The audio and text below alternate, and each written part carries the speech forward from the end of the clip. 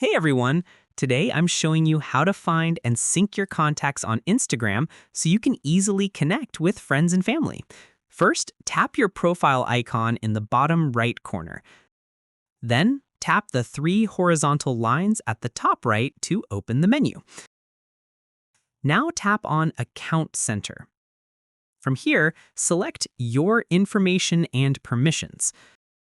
Next, tap Upload Contacts, then select your Instagram account from the list. Toggle this switch on to enable contact syncing. If you see an error message saying Instagram couldn't load users, don't worry. This just means we need to grant permission. Tap Settings when prompted, then tap Contacts and select Full Access. Finally, tap Allow Full Access to confirm. Now, go back to Instagram. Tap your profile icon again, then tap Following. And here's where you'll find your synced contacts. Scroll down to the Suggested for You section at the bottom. These are your phone contacts who are on Instagram.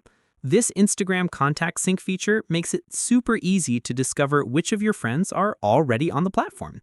And that's it. You successfully synced your contacts with Instagram and can now follow people you know.